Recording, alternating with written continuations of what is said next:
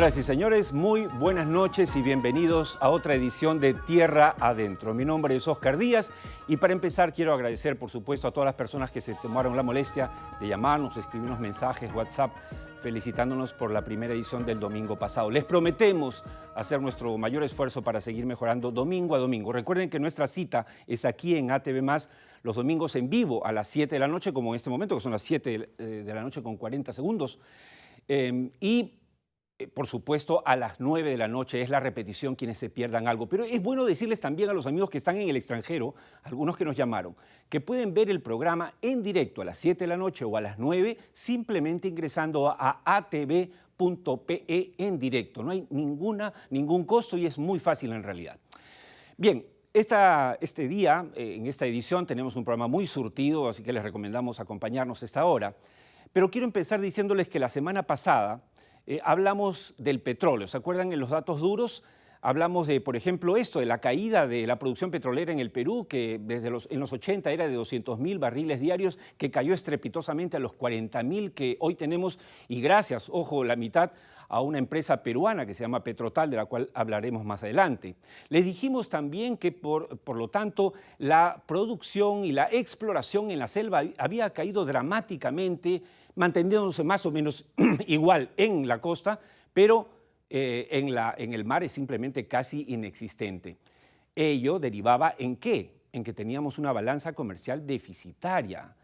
Definitivamente exportamos mucho menos de lo que importamos. Y finalmente esto redunda en que tenemos 160.000 barriles diarios que comprar diariamente en el Perú para poder satisfacer la demanda.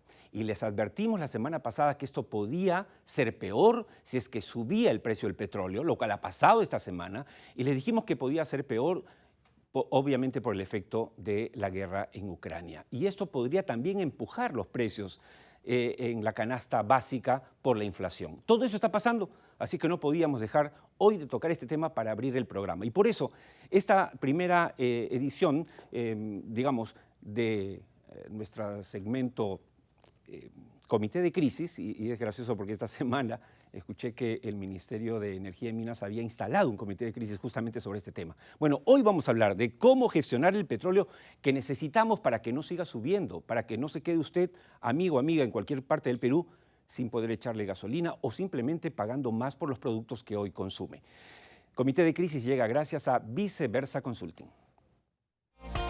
Hoy más que nunca las empresas necesitan mantener buenas relaciones con las comunidades para alcanzar la ansiada licencia social, pero también reducir los posibles impactos ambientales de sus operaciones, asegurando así la sostenibilidad y rentabilidad de sus proyectos mineros, petroleros y energéticos. Por eso y para eso, desde hace 20 años, Viceversa Consulting gerencia soluciones.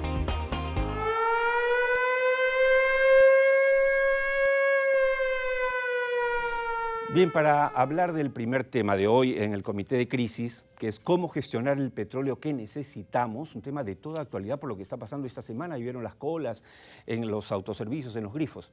Bueno, para eso tenemos dos invitados de peso. Aquí en los estudios de Tierra Adentro me acompaña el presidente de la Sociedad Peruana de Hidrocarburos, Felipe Cantuarias. Buenas noches y bienvenido, Felipe. Y tenemos conectados por Zoom desde Quito, Ecuador, al expresidente de Perú Petro, Ceferino Yesquén. Ingeniero Yesquén, buenas noches. Buenas noches, Oscar. Buenas noches, Felipe.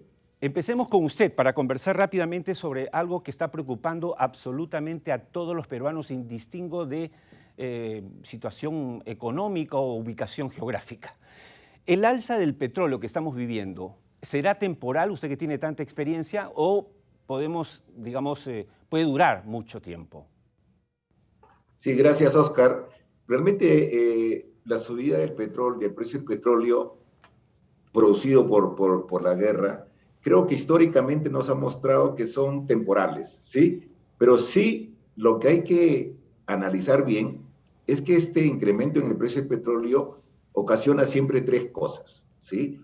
La subida del precio del combustible, una presión hacia la inflación y algo que lo estamos viviendo, ¿no?, en todos los países, que es el malestar, la incomodidad, el malestar de los consumidores. Entonces, históricamente, estos periodos de subida de precio por guerras son temporales, son abruptos, como lo hemos visto, pero son temporales porque finalmente quien rige los precios es el mercado, la oferta y la demanda. Si uno se pone a analizar bien, los precios del petróleo han venido subiendo antes de la guerra. ¿Y es por qué? Porque la demanda creció y la oferta no ha crecido tanto como la demanda, ¿sí? Por muchas razones. Hay muchas razones. Creo que emocionalmente la gente se emocionó después de la pandemia de pensar de que ya no necesitamos petróleo, que necesitamos más energías renovables. Sí. Y como en el caso de Estados Unidos, de Biden, que cortó esa posibilidad de llevar un gasoducto desde Canadá a Estados Unidos, hoy está haciendo cambiar las cosas. Se debe estar arrepintiendo. Esto demuestra muchas cosas, ¿no? La importancia del petróleo y el gas en la matriz energética. Y además mundial. Su relación directa con los precios, por ejemplo, que poca gente sabe esto de los fertilizantes, que es la base para la agricultura mundial, y eso termina encareciendo la canasta básica. Sí, o sea, todo se mueve, desafortunadamente, Oscar. Como digo, la presión inflacionaria, el tema de los combustibles, sobre todo en países como el nuestro, que tiene que importar gran parte de lo que consume, esto lo vamos a ver rápidamente en la canasta, ¿sí? Y en todos los procesos asociados a la energía. Permítame hacerle una pregunta a nuestro invitado aquí en los estudios. Felipe, lo he escuchado en los últimos días hablar sobre esto. Para que, digamos, se entienda, en este momento la UEFA había sancionado a Repsol por el derrame, por supuesto, reprobable, ¿no? Que se tiene que investigar todo lo que se tiene que investigar, pero había hecho una cosa medio absurda, es decir, en un momento en que necesitamos transfusión de sangre, cortarnos la transfusión porque no estaban de acuerdo con el dueño de la clínica. Un absurdo. Pero UEFA ya ha permitido que desde una de las estaciones, de los terminales, perdón, se lleve petróleo, pero las otras tres no. ¿Cuál es la situación real? Sí, pero primero agradecerte, Oscar, por la invitación. Un gran saludo a Seferino Yesquén, un gran profesional. Oscar, nosotros como Sociedad Peruana de Hidrocarburos salimos a alertar los riesgos que existían de un eventual desabastecimiento si no se tomaba una decisión sobre el tema de la continuidad de operaciones de Repsol, porque como tú has señalado muy bien al inicio, el Perú es un importador neto de combustibles. Nosotros consumimos alrededor de 260.000 barriles diarios, producimos un poco menos del 25%, claro. Y además, como tú has dicho, el principal productor, que es el lote 95, en este momento está con una protesta, que está produciendo al 20%. O sea, 20.000 barriles que dejamos de percibir. Entonces, llamamos la atención sobre la necesidad de que los organismos competentes pues, apliquen las sanciones que correspondan a los responsables del desastre ambiental, pero que no afecten el normal abastecimiento de combustibles al mercado. En el caso específico, entendí bien, son 4 terminales, sí. Y uno solamente está... Es correcto. ¿Cómo? O sea, Repsol representa alrededor del 40% del mercado de combustibles, siendo el principal proveedor del combustible marítimo y el combustible de aviación, el famoso turbo. Okay. Lo que ha hecho la EFA es autorizado la carga y descarga del Terminal 1. En ese sentido, eso va a permitir que vuelva a la refinería de La Pampilla a operar, porque va a poder hacer suministro de crudo, pero obviamente eso le genera una serie de complejidades logísticas. Va a haber, sin duda, mucho tráfico de buques. Adicionalmente a ello, tiene que cargar toda su logística terrestre para permitir hacer el abastecimiento adecuado. Y esto va a generar ciertas perturbaciones al mercado en un momento en el cual el abastecimiento de combustibles es muy complejo. Un tema, para que entiendan bien los televidentes, hoy si uno quiere comprar crudo para producir diésel, ya sea industrial, vehicular, o si quiere producir gasolinas, el costo de reposición es muy alto, dependiendo del marcador que utilice, pero te puede costar $130 el barril. Entonces, eso sin duda tiene un impacto no solamente en los costos de las empresas, sino en el precio final de los consumidores. Claro. Lo que sí creo que es importante mencionar, Oscar, es que con la decisión de permitir el reinicio de operaciones en el Terminal 1 de Repsol, ya el riesgo de un desabastecimiento en el corto plazo ha desaparecido. Pero los otros 3 terminales tendrían que estar también en actividad. Y ese es un tema que se ha conversado justo en el comité. ¿Qué esperan, Felipe? No entiendo. ¿No? ¿Por qué le dijeron al uno sí y a los otros 3 no? Como si no necesitásemos ese combustible. Claro, y es un buen punto porque, claro, a nivel del Ministerio de Energía y Minas, que es el órgano normativo, no tiene responsabilidad sobre esta decisión, porque esto corresponde a la OEFA, que es un organismo autónomo, como tú sabes. Lo que hemos insistido es que en este momento necesitamos más bien integrar toda la logística. Y justamente la creación de este comité de crisis y continuidad de operaciones para garantizar el abastecimiento de combustibles ha permitido identificar una serie de sinergias y oportunidades que nos van a permitir estar mejor preparados para lo que viene. Sin duda estamos ya garantizando el abastecimiento de combustibles para las próximas semanas, pero como ha explicado muy bien el ingeniero Yesquén, esto va a durar un tiempo más. Y tenemos que mirar hacia adelante. Y en consecuencia, el mes de mayo es un mes de oleaje anómalo generalmente. En consecuencia, tener un solo terminal, en el caso de Repsol, pone en riesgo también la continuidad de las operaciones y esperemos que ese tema se resuelva, ¿no? De acuerdo, seguimos conversando. Permítame hacerle otra pregunta a Ceferino Yesquén, expresidente de Perú Petro, conectado con nosotros vía Zoom desde Quito, Ecuador. Está con nosotros, ¿verdad? Bien, Ceferino, usted estuvo 3 años como presidente de Perú Petro, dejó el cargo recién a fines del año pasado. Una de las cosas que usted propuso al inicio de su gestión fue, se puso una meta, elevar la producción que en ese momento era de 30.000 y pico de barriles diarios a 100.000 en un mediano plazo. No a los 200.000 que teníamos en los 80, pero sí lograr. Y la verdad es que subió a 60.000. ¿Es posible todavía, cree usted, llegar a esa meta de los 100.000 barriles diarios? Sí, Oscar, mira, cuando propusimos esta meta de los 100.000 barriles, el lote 192 estaba produciendo restringidamente y el lote 8 también. Pero la gran esperanza era el lote 95, que afortunadamente se puso en producción, y los lotes 67 y 39. Ya, como bien dices, en febrero, antes de la pandemia, en febrero de 2020, antes de la pandemia, habíamos llegado ya a 62.000 barriles por día. Habíamos hecho el punto de inflexión del que siempre hablábamos, pero con la pandemia se complicó la producción de los lotes 192 y 8, por cuestiones ajenas a la gestión de Perú Petro, por cuestiones ajenas a las empresas mismas, ¿sí? Las comunidades indígenas, ante la ausencia del Estado para resolver el problema de la pandemia, no tuvo más remedio que tomar el oleoducto y tomar las instalaciones, que creo que el lote 8 sigue tomado. Y el 192 tuvo que parar sus operaciones. Yo creo firmemente, Oscar, que el Perú puede producir 100.000 barriles. Esto lo planteamos con Felipe, lo revisamos. Con Felipe, inclusive, en algún momento dijimos, esta es la primera fase, porque el Perú tiene más potencial. ¿Qué nos está faltando, Oscar? Mira, mirando en retrospectiva y un poco alejado del problema, ahora viviendo en Quito, un mundo petrolero de 500.000 barriles por día, donde de los 500.000 la empresa del Estado produce 400.000 y 100 las privadas, y el objetivo de este año, Oscar, en Ecuador es 800.000 barriles. Versus ¿sí? los 40.000 que tenemos nosotros.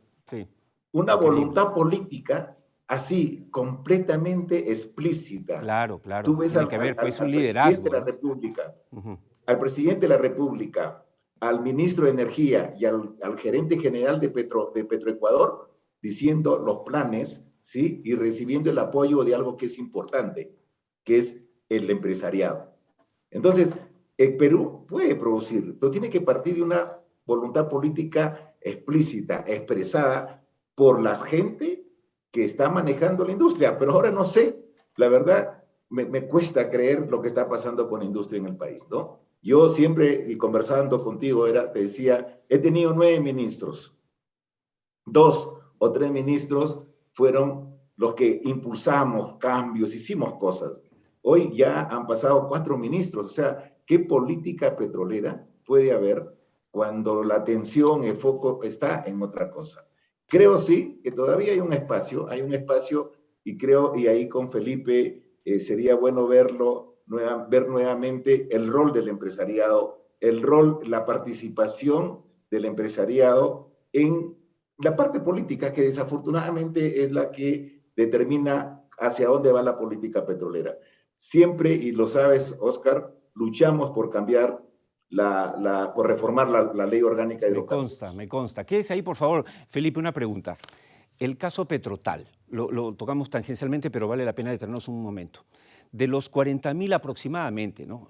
Barriles que producimos diariamente, 20.000 los está produciendo Petrotal. Es una empresa peruana, 100% peruana, que está haciendo un esfuerzo inmenso para lograr esto.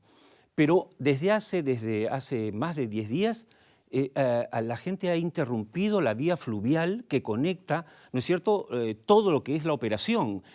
Con lo cual, entonces, no podríamos sacar los 20.000, sino menos. Es decir, es increíble. ¿Qué está pasando exactamente ahí? Bueno, Oscar, efectivamente, en este momento las operaciones de Petrotal, el lote 95, que es en Bretaña, en Loreto, se han visto afectadas por una protesta de un grupo de comunidades indígenas que están exigiendo al gobierno el cumplimiento de sus compromisos como parte del plan de cierre de brechas sociales, que es una exigencia de las comunidades de la Amazonía que ha sido reconocida por el Estado y que hasta el día de hoy no ha sido satisfecha. Son una serie de proyectos sociales. Y además... Ahora, perdónenme, lo interrumpo para decir lo siguiente. No se trata de una protesta de la población contra la empresa, sino contra el Estado. Así es. Y claro, como yo siempre digo, lo más cerca que tienen a veces las comunidades, lo más parecido al Estado es la empresa privada. Correcto.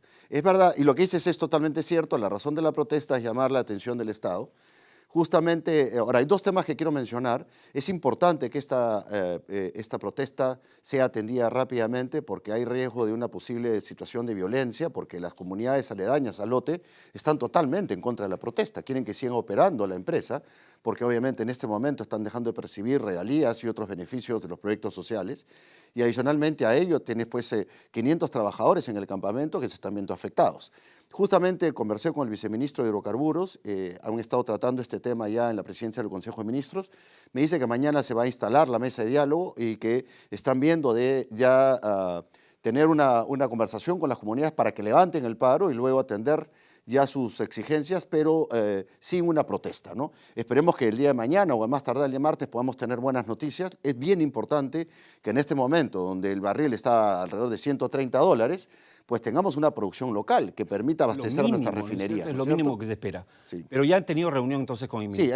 Sí, y justo he conversado con el viceministro de Hidrocarburos, sé que el ministro también está encima, son muy conscientes del tema, lo vimos en el Comité de Continuidad, es fundamental en este momento. También a Petroperú, que ha tenido un rol de liderazgo en asegurar el abastecimiento al mencionado, que es muy importante que esos 20.000 barriles que son adquiridos por Petroperú estén en el inventario en este momento, así que sí le han dado una prioridad, esperemos que se pueda resolver en los próximos días. Perfecto. Por lo menos voluntad política he podido notar del gobierno, del ministro, del viceministro, y sé que la PCM está viajando mañana para una reunión en la mesa de diálogo, ¿no? Felizmente aquí, Felipe, y es la propuesta de Tierra Adentro, no se trata acá de ideologías, de simpatías políticas, de partidos, de colores, en absoluto. Lo que se trata es del país. Tenemos que sentarnos a conversar y tratar de beneficiar a los peruanos por igual, porque a todos nos afecta. Por ejemplo, el petróleo. Uno en principio dirá, bueno, eso tiene que ver con los empresarios. No, señor. A la hora que sube el fertilizante, a la hora que sube el maíz, el trigo, a la hora que sube la gasolina, la que mueve los mototaxis, o sea, llega a todo el 30% de la electricidad viene del diésel. Exactamente. Bueno, antes que nos gane el tiempo, le voy a hacer una última pregunta, pero para despedirnos de Ceferino y Esquén, queríamos hacerle una última interrogante. Usted ha sido un terco defensor de la producción petrolera peruana y creyente además. Específicamente, en el caso del lote 85, el lote 192, ¿cuál sería el consejo que usted le daría al actual gobierno, al ministro, para que esto sea una realidad y por lo menos por ahí empecemos a levantar la producción? Mira, creo que el lote 95 lo ha explicado ya Felipe. El lote 192 está pendiente, Oscar, parece mentira. Hasta ahora no se firma el contrato. Después de tantos años de lucha por conseguir la consulta previa que nos demoró más de 2 años y más de 4 millones de soles, esa consulta previa, y hasta ahora no se firma el contrato. A ver, quiero salirme un poquito del contexto de haber sido presidente, pero ¿sabes qué, Oscar? Las decisiones que está tomando Petroperú respecto a este lote no le da una buena imagen a la industria. Yo creo que Petroperú necesita un socio que lo acompañe para invertir los 700 millones que se requieren invertir en este lote para llevarlo a 20.000 barriles. Entonces, el primer paso, Oscar, hay que preocuparnos por firmar el contrato del lote 192. Petroperú es el operador. Petroperú tiene que dar la cara. Petroperú tiene que buscar tener ese socio para empezar a invertir. Lo otro es el lote 8, Oscar. El lote 8 está parado hace más de 2 años. Ese lote, si bien produce 6.000, 7.000 barriles, requiere que se encare de una manera diferente. Con la participación de Petroperú también, pero requerimos socios para poder invertir lo que hay que invertir. Petroperú, y lo he visto en las noticias hoy día, desafortunadamente está pasando por un momento muy difícil financieramente, con las calificaciones a la baja, y eso no es bueno para el país, sobre todo considerando las inversiones que se requieren. El otro lote, Oscar, que tiene Petroperú es el lote 64. ¿sí? El lote 64 también requiere grandes inversiones, pero está ahora en manos de Petroperú. Entonces hay que darle forma, hay que darle ya un poco un marco de ejecución de los proyectos para poner en producción ese lote. De acuerdo. Quedó claro el mensaje, Ceferino. Muchas gracias y éxitos en sus nuevos retos profesionales en Ecuador. Para cerrar el bloque, Felipe, bueno, ya hemos hablado de lo que pasa con Petrotal, hemos hablado de lo que pasa con las terminales de Repsol. ¿Qué es lo que puede hacer en breve? ¿Qué es lo que puede hacer este gobierno para impulsar decididamente la producción de petróleo? Primero, Oscar, tener la convicción que somos un país petrolero. Tenemos reservas suficientes para ser autoabastecedores. Segundo, liderazgo político.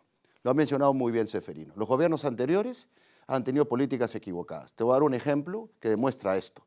En varias reuniones nos dijeron, pero ¿para qué vamos a promover inversión de petróleo en el Perú si importar es más barato? Esas decisiones son las que nos están costando a todos los peruanos el día de hoy. Así es. Y necesitamos institucionalidad. Sin duda necesitamos una política pública que reactive la industria de hidrocarburos, pero con una consistencia en el tiempo, donde podamos trabajar sector público y sector privado para poner en valor estas reservas en beneficio de nuestro país. La verdad que es indignante ver que el día de hoy, en una situación de crisis internacional de precios de petróleo, nosotros tenemos que estar importando, pagando muchísimo más dinero por barril, cuando tenemos eso lo tenemos en el Perú. ¿Qué nos falta? Liderazgo político. La ley está en el Congreso, necesitamos un gobierno que lo impulse. Lo que hemos conversado con el ministro de Energía y Minas es que es voluntad de este gobierno impulsarlo. Ojalá que sea así. Aquí estamos como sector privado, como dices tú, fuera de ideologías, lo importante es pensar en términos de país para comprometernos a sacar adelante las inversiones en hidrocarburos, en petróleo y en gas natural, que es la bendición que tengamos, pero no lo dejemos enterrado. El cambio de la matriz energética hacia energías renovables es el camino a seguir, pero esto no va a ocurrir de un día a otro. No. Vamos a tener por lo menos unos 20 o 30 años donde los combustibles fósiles, principalmente el petróleo y el gas natural, serán las principales energías. Claro. Aprovechemos que tenemos ese activo y pongámoslo en valor en beneficio de los peruanos. Y que son básicas para ese tránsito a la Pero por supuesto, fíjate hoy a más que nunca, exacto. Si tuviéramos nosotros la producción de petróleo como la tiene Ecuador, pues estaríamos en una situación mucho más fuerte y podríamos garantizar. También estoy diciendo, Oscar, es tan importante el tema de la seguridad energética que ayer estábamos justo en el comité de crisis, que Estados Unidos tiene como política 2 años de reservas, Chile tiene 6. En el Perú tenemos 2 meses gracias a Petroperú y Repsol se estaba agotando. Si Repsol no hubiera entrado en operación, las reservas de Petroperú se agotaban en 20 días y nos ponían una exposición. Gracias a Dios, ya la decisión de que reinicie operaciones Repsol nos va a permitir recuperar reservas y por lo menos tener 2 a 3 meses, porque Petroperú se ha sido previsor y vamos a tener reservas de combustibles para poder garantizar el abastecimiento. Bueno, pero estamos sorteando esta crisis, gracias a Dios, porque se tomaron las decisiones oportunas. De acuerdo, pero lo que tenemos que hacer, y creo que es el mensaje para nuestros amigos de Tierra Adentro, es dejar de pensar en el corto plazo, en lo inmediato, solucionar, parchar y empezar a pensar realmente con un poquito de visión. Gracias por habernos acompañado. Quédense conmigo y nos vamos a la primera pausa del programa. Tenemos mucho más para ustedes. Se viene el reportaje de la segunda parte de Cerro de Pasco. ¿Se acuerdan la contaminación? Bueno, y el protagonista también aquí con nosotros en estudio. Y hay mucho más. Nos vamos con una bolsa de trabajo, la pausa y regresamos de inmediato. No se muevan.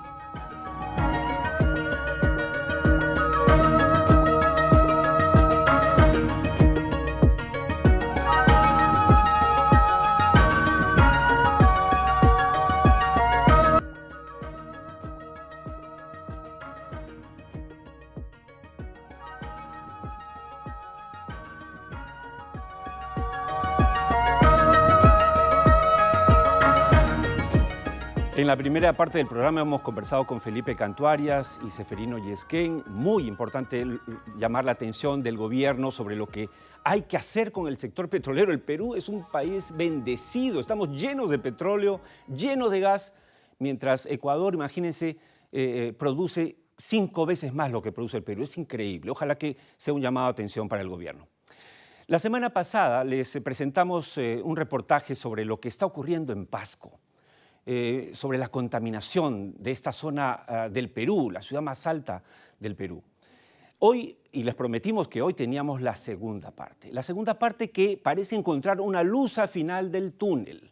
De eso vamos a hablar, además, luego del reportaje con nuestro invitado, el gerente general de Cerro de Pasco Resorts, Manuel Rodríguez Mariátegui. Pero ahora acompáñenme a ver el reportaje preparado por Alexis Juárez con la cámara de Giancarlo Carpio. Adelante, por favor. Hace una semana, Tierra Adentro llegó hasta Cerro de Pasco para mostrarles el serio problema de contaminación que sufre esta zona del Perú, producto de la existencia de los que son probablemente los dos pasivos mineros más grandes y antiguos del país. Probablemente usted creerá que ya no se puede hacer absolutamente nada con este problema, pero hay una solución, una luz de esperanza para la comunidad de Quiloacóchatl que hoy usted conocerá. La desmontera Excelsior y la relavera Quiloacóchatl son los pasivos ambientales acumulados por la minería del siglo pasado. El Estado, a través de activos mineros, ha terminado asumiendo su costosa remediación, pero sin éxito. Ante este panorama, existe otra alternativa de solución: que la empresa privada asuma la remediación sin que ello le cueste un sol al Estado peruano. Esto parece representar justamente la empresa canadiense Cerro de Pasco Resources. Pero ¿qué piensan los pasqueños sobre esta posibilidad? Nosotros estuviéramos sumamente de acuerdo que venga una empresa canadiense, Cerro de Pasco Resources, a reaprovechar este relave. Si se da el reaprovechamiento, no solo Quiloacóchatl va a ser beneficiado, sino va a ser beneficiado Cerro de Pasco, Rancas, Yurahuanca, Quiloacóchatl, todos los pueblos que estamos viviendo al contorno de esta relavera. La empresa Cerro de Pasco Resources, que cotiza en la Bolsa de Toronto y viene operando de manera sostenible desde su fundación, propone desarrollar la concesión minera El Metalurgista, donde se reaprovecharían los residuos tóxicos acumulados de la desmontera Excelsior y la relavera Quiloacóchatl para ponerlos en valor, aplicando el concepto de economía circular, que en este caso específico convertiría los desechos mineros en riqueza para nuestro país. De que se confirma la posibilidad de un reaprovechamiento, que hay una utilidad, que hay una valorización, que hay un precio que le vas a poder dar al material que estás utilizando, incontestablemente los beneficios pueden ser múltiples. En Perú creemos que hay suficientes elementos como para poder tender hacia la revalorización o el aprovechamiento económico. Con este reaprovechamiento se lograría además impedir que las aguas ácidas de estos pasivos mineros se sigan filtrando bajo tierra y contaminando al medio ambiente, como ha venido sucediendo producto de una remediación insostenible con geomembranas, que solo cubren la superficie de estos pasivos ambientales, pero no atacan el problema real. Tienen que imaginarse la remediación es como un parche curita que ponen encima, bastante caro, pero debajo la herida sigue infectando y produciendo problemas. Mientras que cuando ustedes lo retrabajan, separan todos los minerales que producen ciertos problemas, como el agua ácida, lo separan y lo transforman, y lo aprovechan. Ahora, cuando se reaprovecha, es decir, sigue el proceso minero, hay una actividad minera que produce ingresos en vez de gastos, porque un cierre de mina es solamente gastos, no produce ingresos.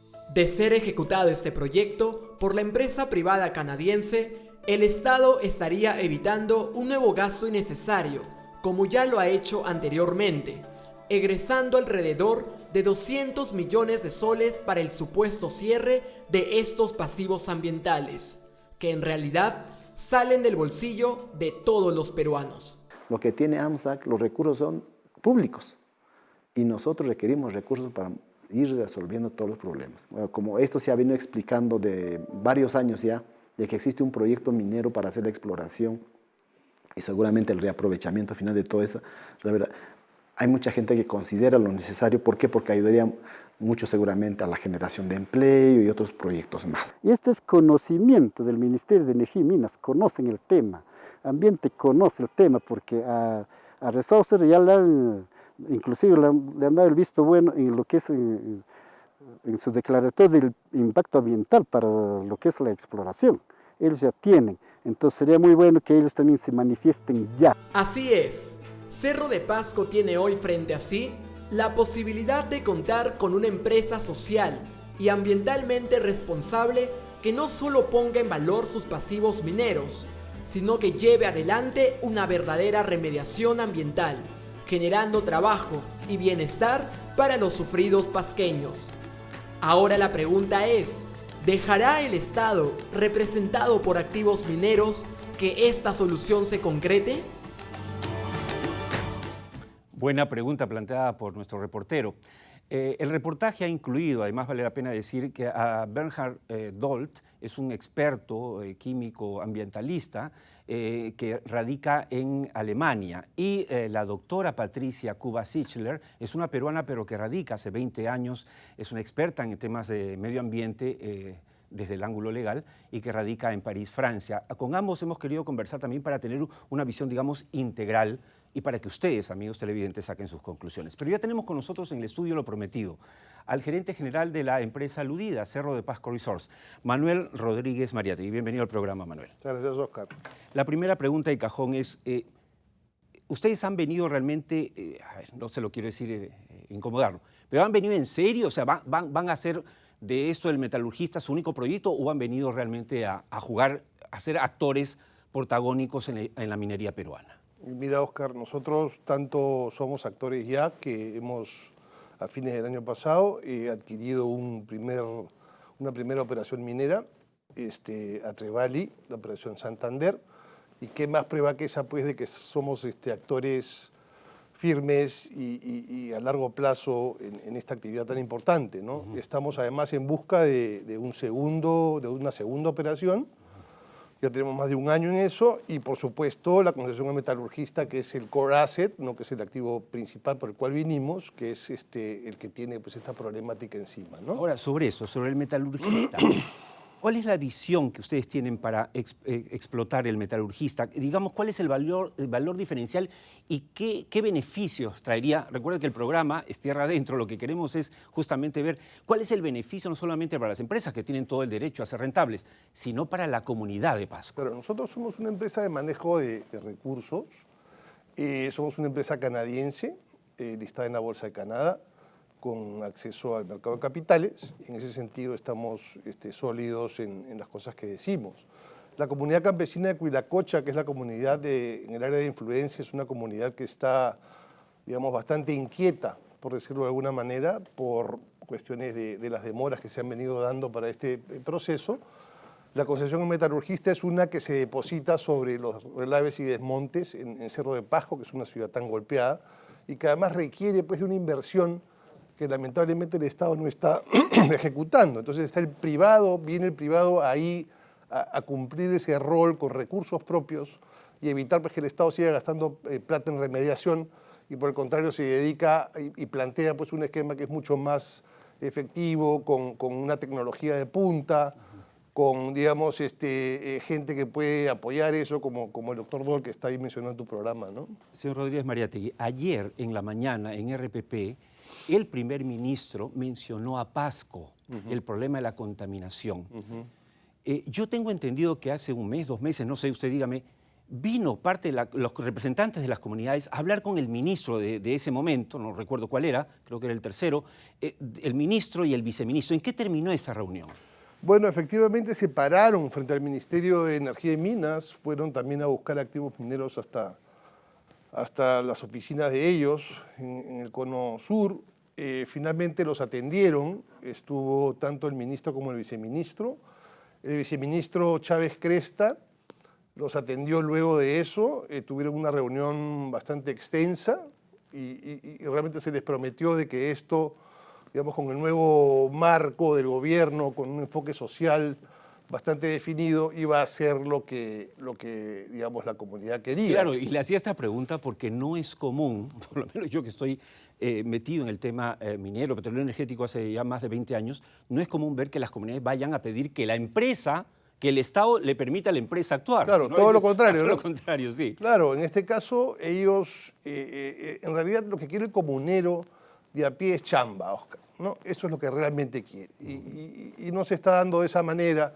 La empresa plantea, digamos, inversión que va a reactivar a la ciudad de Cerro de Pasco, que es una tan golpeada, ¿no? Que además donde se han generado tantos recursos. Así es. En el tiempo. No hay que olvidarnos que estos depósitos de desmontes y de relaves han sido generados por actividades anteriores del siglo pasado, ¿no? Esta ha sido pues una unidad minera de clase mundial, ¿no? Entonces, y en función de eso que se han generado estos pasivos que hoy día hay que remediar. Entonces, la idea es que el privado actúe de una manera eficiente, con tecnología, con aporte efectivo que pueda generar que la economía de Cerro de Pasco se reactive. Eso es lo que se está buscando. Ahora, al escucharlo, seguramente los televidentes, al igual que yo, dicen, bueno, ok, tiene apoyo de la gente misma, de la población, cosa que no es común. Tienen las espaldas financieras, ustedes además entiendo que cotizan en la Bolsa de Toronto, etc. Están invirtiendo en una mina que nos acaba de decir y posiblemente van a tener otra mina. La pregunta entonces cae de madura, ¿no es cierto? ¿Qué falta para que se haga realidad el que ustedes puedan entrar a trabajar en esta concesión el metalurgista, generando empleo y, digamos, realizando una labor de remediación real? Porque lo dijo muy bien Bernhard Doll, y es que no se trata de poner geomembranas que en su momento sirvieron, pero hoy uno sabe que eso sigue filtrando. Y en cambio ustedes lo que quieren es sacar ese material y ponerlo en valor. Sí, bueno, lo que falta en verdad, Oscar, y escuchar a tus invitados anteriores, y creo que esto es una cosa que se viene repitiendo en varios sectores, es voluntad política. Lamentablemente esa es la situación. Nosotros hemos tenido muy buena iniciativa con el último viceministro de Minas, quien nos convocó a las dos partes. Estuvo Activos Mineros en esa reunión, estuvimos nosotros también.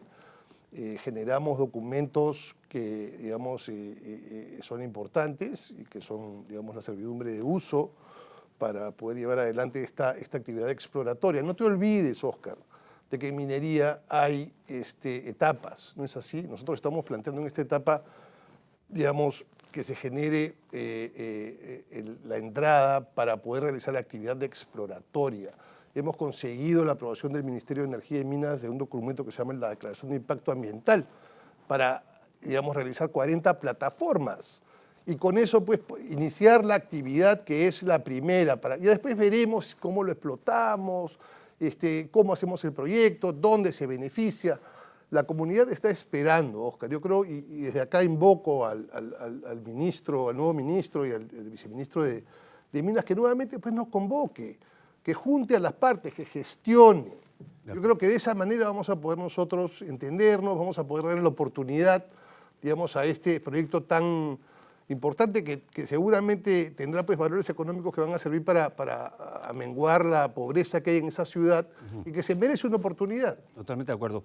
Manuel, lo comprometo a seguirnos informando sobre lo que pase de ahora en adelante con el proyecto. Nos parece muy importante, lo hemos informado en 2 programas, en 2 reportajes que es la idea del programa, hemos hablado con la gente, no solamente con los funcionarios, sino con la gente misma que sería la beneficiada. Muchas gracias por haber estado con nosotros. A ti, Oscar. Y suerte. Muchas gracias. Y con eso nos vamos al segundo y último corte del programa, no sin antes presentarles nuestro segmento breve, Volver al Futuro, para que vean ustedes que más pronto de lo que se cree vamos a tener turistas digamos, fuera del planeta Tierra. Con eso nos vamos y regresamos luego.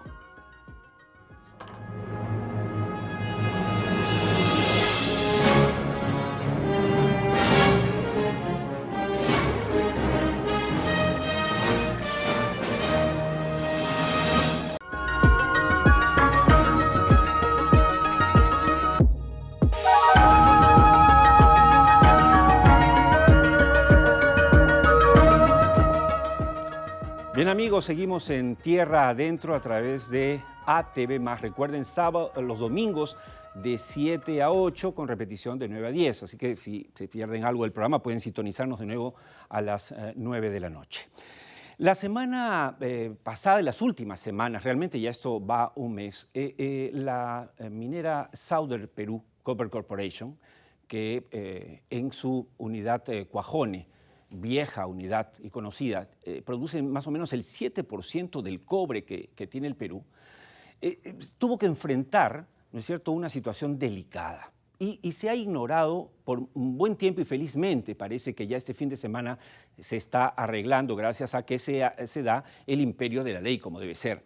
Algunos comuneros de la comunidad campesina de Tumilaca y 3 anexos interrumpieron primero, el 18 de febrero, la vía férrea, nada menos, la que permite el traslado del mineral. Y el 28 de febrero tomaron el reservorio de agua de Viña Blanca, que le brinda el líquido elemento nada menos que a 5.000 entre trabajadores, habitantes de esta zona del campamento Cuajone. ¿Se imaginan ustedes 15 días sin agua? Bueno, eso ha pasado en el Perú. Por lo que sé, el tema se está arreglando hoy, pero vale la pena llamar la atención del gobierno para que no permita que estas cosas sigan pasando, porque si no, entonces vamos a dispararnos al pie y el más perjudicado va a ser el propio gobierno del señor Pedro Castillo. Hay que poner mucha preocupación, mucho ojo y cuidar el sector que es el que nos está permitiendo salir de la pandemia como está pasando hasta ahora. Y ya que tocamos el tema del agua, hoy día vamos a hablar muy rapidito con unas láminas en nuestro segmento Datos Duros del Agua. Así que nos vamos con datos duros y regreso inmediato con las láminas.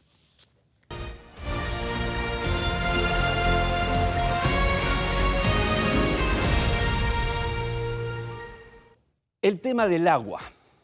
Se dicen muchas cosas, pero son opiniones, a veces sin sustento, muchas veces sin sustento. Y aquí planteamos una pregunta provocadora. ¿La minería se consume el agua de nuestra agricultura? Vamos a responderla con las siguientes láminas. Veamos la distribución del agua. Miren ustedes, el 2021, no hace 10 años, ahorita, digamos, se demandó, ¿no es cierto?, 1.009 hectómetros cúbicos de agua, así se llama. No me pidan explicar, chicos, cómo fue, porque ni yo lo entiendo, pero esa es la medida, ¿de acuerdo? Ahora, esto es para uso consuntivo. ¿Qué quiere decir el consuntivo? Es el agua que efectivamente llega a nuestros hogares o a los regadíos o a las empresas y no regresa al cuerpo de agua. Por eso es que es la que se puede usar, no es la lluvia. El 69% del agua, como pueden ver en el cuadro, se va, ¿dónde? En la actividad agrícola. Le sigue 28% la población del Perú, todos nosotros. El 1.3% las industrias, y miren ustedes cuánto, 0.8 es lo que consume la minería. Totalmente distinto a lo que seguramente usted ha escuchado, porque todo el mundo dice, o no todo el mundo, algunos interesados dicen, bueno, la minería se lleva el agua. Estos son datos duros, por eso se llama así nuestro segmento. Ahora, ¿quién paga más por el agua? Es otro detalle que viene en la siguiente lámina. Miren ustedes, dependiendo de la cuenca, las mineras llegan a pagar hasta 100 veces la tarifa de agua que pagan algunos agricultores. O sea que estamos hablando de que efectivamente no es que les regalan el agua, no es que se la llevan toda, sino que pagan hasta 100 veces más. La siguiente lámina nos habla de un drama, del área cosechada del Perú. Y chicos, estén atentos todos porque les voy a preguntar si entendieron o no al final. Las irreales tarifas de agua están incentivando un manejo irresponsable del mismo, del líquido elemento. Miren, solo el 38% de hectáreas cosechadas tiene sistema de riego, sumando el 27 más el 11. Sin embargo, el 70% se riega por gravedad. El 70% por gravedad, que es uno de los mecanismos menos eficientes. Pero miren ustedes el otro lado. ¿Ven la parte que dice secano? ¿Qué es el secano? Ese 62%, ¿qué quiere decir? Que los campos agrícolas de Perú los riega Dios. O sea, no hay ahí que tecnificación mala. Bueno, no. Esperas que llueva las precipitaciones que las manda Dios, con eso se está. Por eso, algunos dicen, ¿y por qué importamos papas para las pollerías que llenan el país? ¿No? Pues somos los reyes del pollo a la brasa. ¿Por qué importan? ¿Por qué el país productor de papa por antonomasia no tiene papas para las pollerías? Bueno, por eso, porque la reforma agraria no es tal, no existe. Y ojalá que hoy este anuncio de la nueva reforma agraria no quede solamente en un enunciado, sino que quede en la realidad. Por lo tanto, la conclusión, en las últimas dos, regresemos a la pregunta, porque este de datos duros es bien cortito. Miren, la minería, se consume el agua de nuestra agricultura y la respuesta en base a las cifras que les he presentado es que es falso. No es así, señores. No es así. ¿Está claro? ¿Quedó claro? Ya no sean pateros, por favor. Ya, es en serio, ¿no? Pero las cifras, no soy yo, son las cifras las que hablan. Bien, y ahora sí, nos vamos por lo tanto, a presentar el siguiente segmento del programa, que es irnos a Nueva York, ¿verdad? Vamos a estar enlazados con José González, Y este segmento desde Wall Street llega gracias, por supuesto, a GCG Advisors. GCG Advisors, financiamiento para proyectos mineros. GCG Advisors, capital para ampliación de operaciones. GCG Advisors, portafolios de inversión del sistema financiero norteamericano. GCG Advisors, alternativas seguras de primer nivel para su compañía. GCG Advisors, en Norteamérica, pensando en el Perú.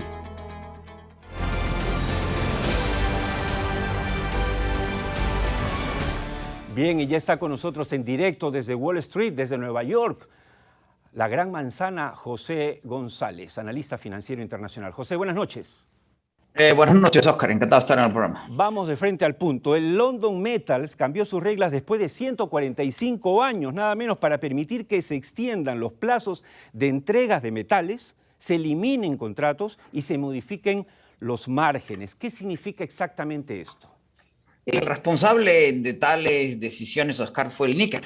El níquel, que había subido más o menos $11.000 en los últimos 5 años, la tonelada subió 73.000 y pico dólares en 2 días, multiplicando el precio en 250%, en la medida que los traders habían estado nerviosos de cara a la escasez que podría generar la crisis en Ucrania. Rusia produce el 17% del níquel en el mundo. El níquel es indispensable para la manufactura de acero inoxidable y para las baterías de níquel-cadmio.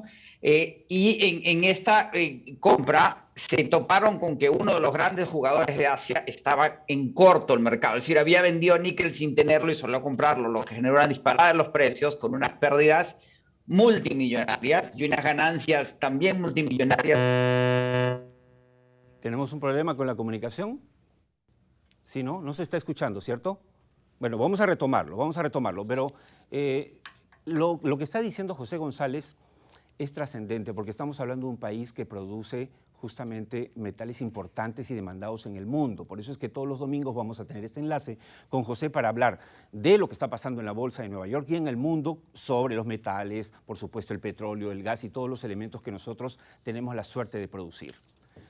Seguimos entonces, para que termines la idea, José, porque tuvimos un problema en la comunicación. ¿Es cierto entonces que no hay, al escucharte, que no hay inventarios de metales y que la guerra de Ucrania puede generar, digamos, volatilidad que los traders quieren evitar? Lo que sucedió, para terminar la idea, es que hay una gran dislocación en virtud de la crisis ucraniana y las expectativas que está generando en los traders del metal. Eso se compone con un problema en los metales en general. Recordemos que los mercados de metales involucran la entrega física de los mismos. Y lo que sucedió a partir de esta crisis, se subraya desde el año pasado, es que los inventarios físicos de metales han tendido a reducir por el aumento en la demanda, producto de las cuarentenas durante la pandemia y las demandas y los problemas en las cadenas de suministro. Eso está subrayando que tiene que venir una transformación en los mercados de los metales, y más aún cuando ya el consenso de cara a la crisis ucraniana y el aumento en los precios del petróleo, como lo mencionaban en tu primer segmento, van a seguir presionando para esta transformación energética. Y tiene que venir una transformación, una reforma de cómo se transan los mercados de los metales, porque, como señalas, los precios en los metales están muy trastornados, van a seguir trastornados porque se calcula que la demanda va a seguir siendo constante, lo cual subraya, como decíamos la semana pasada, que es una oportunidad extraordinaria para un país minero como el Perú. De acuerdo, claro el mensaje. Muchas gracias, José, y hasta el próximo domingo. Nos Vale, toca ahora dar pase a la entrevista del cierre. Se ha hablado mucho de la pandemia en estos 2 años. Miren, el viernes se cumplieron 2 años exactamente desde que la Organización Mundial de la Salud anunció al mundo entero que empezaba la pandemia del COVID-19. Habían en ese momento, miren ustedes, 4.000 y pico muertos, 4.000, hoy día son 6 millones, y habían 100 y pico mil de contagiados. Imagínense ahora el número en el mundo entero. Bueno, pero va a haber un post-COVID, y un post-COVID que va a impactar a las empresas, y de eso vamos a hablar enseguida en la entrevista del cierre que llega gracias a Lavalier.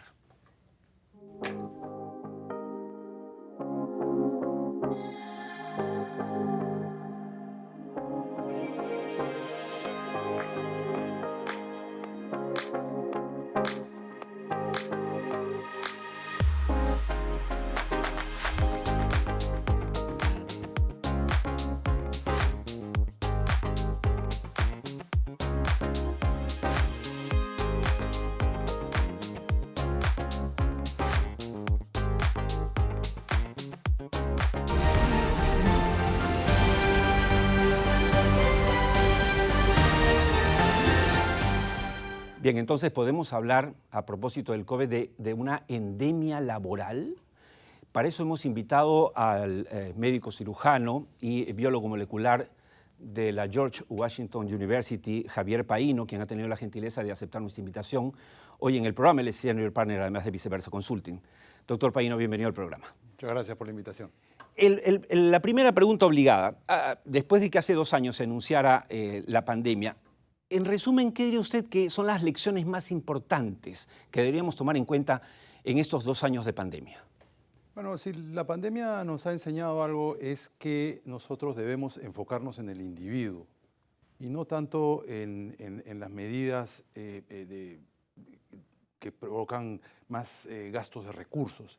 El individuo es lo más importante, la inmunidad del individuo, tanto la inmunidad adquirida como la inmunidad natural, el fortalecimiento de la salud de las personas.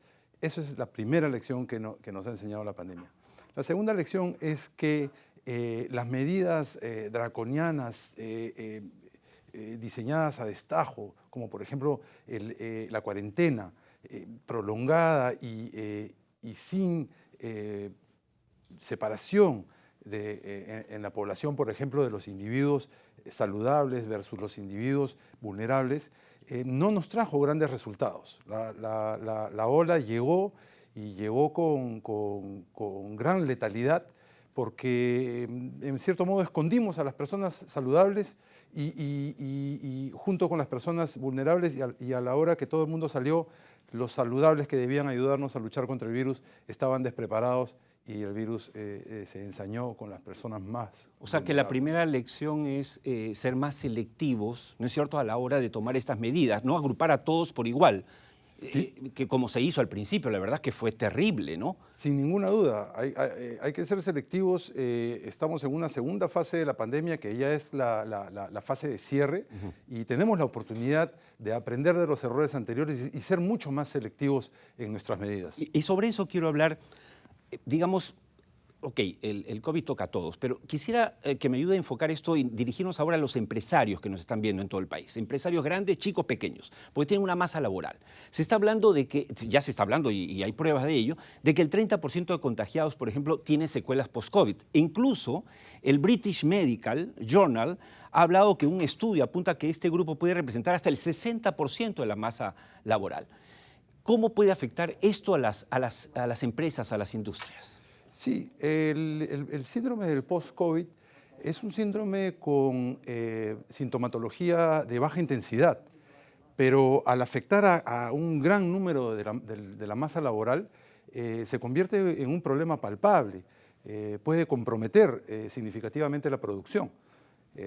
Los síntomas son cansancio crónico, pérdida de concentración, disminución del ánimo, etc. Síntomas, como digo, de baja intensidad, pero que al afectar una gran parte de la masa laboral afecta mucho a la producción. Es una oportunidad que nosotros tenemos para enfocarnos específicamente en este grupo. Además de, obviamente, no quedarnos dormidos y tener nuestras medidas preventivas contra una posible tercera o cuarta ola, que es la vacunación, los programas de salud, etc. Ahora, si llegamos a la conclusión, doctor Paino, que el COVID se queda todavía con nosotros por sus secuelas, o sea, los que ya se contagiaron, ok, salvaron la vida, pero quedan con los síntomas que usted nos describe, esto obviamente les quita el dinamismo que normalmente tendrían como fuerza laboral. ¿Cuáles son los consejos, cuáles son las cosas que debería y las que no deberían hacer los empresarios para asegurar el normal desarrollo de las actividades empresariales? Primero, lo que no deberíamos hacer es seguir incrementando el gasto de manera ineficiente. Ya nosotros tenemos bien claro lo que resulta y lo que no resulta en una lucha contra el COVID. Lo segundo que debemos hacer es esta segunda fase, que es ya la fase de cierre de una pandemia, nos tiene que tomar con un planeamiento ordenado. Tenemos que tener planes ordenados para salir de esta pandemia. Por ejemplo, tenemos que implementar programas de salud que no solamente incluyan a la fuerza laboral de la empresa, sino que incluyan también a la familia, se expandan a las comunidades. En segundo lugar, nosotros debemos aprovechar la coyuntura para transformar la imagen de una empresa minera, por ejemplo. Es una oportunidad, entonces. Es una oportunidad, porque la empresa minera tiene el estigma de ser en empresas contaminantes, y podemos transformarla en una imagen de empresas promotoras de la salud, tanto de los trabajadores como de la comunidad. Estupendo. Entrar en colaboración con gobiernos regionales y gobierno central. De acuerdo. Muy claro el mensaje. Muchas gracias, doctor Paino. Quédese conmigo para despedir el programa, no sin antes leerles rápidamente la frase célebre de hoy, con la que nos vamos. Siempre es bueno reflexionar. Y hay grandes pensadores, ¿no? Hombres y mujeres que nos ha dado el mundo. Albert Einstein, ¿qué decía? Hay una fuerza motriz más poderosa que el vapor, la electricidad y la energía atómica. La voluntad, y de eso hemos hablado hoy, la voluntad política para echar a andar la minería, producir petróleo, gas, la voluntad de la cual nos acaba de hablar el doctor Paino para extender el beneficio de la salud a los que nos rodean. Eso ha sido todo por hoy. Muchas gracias por habernos acompañado. El próximo domingo la cita es a las 7 de la noche en ATV+, en Tierra Adentro. Gracias, les dice Oscar Díaz, y nos vemos la próxima semana, si Dios quiere.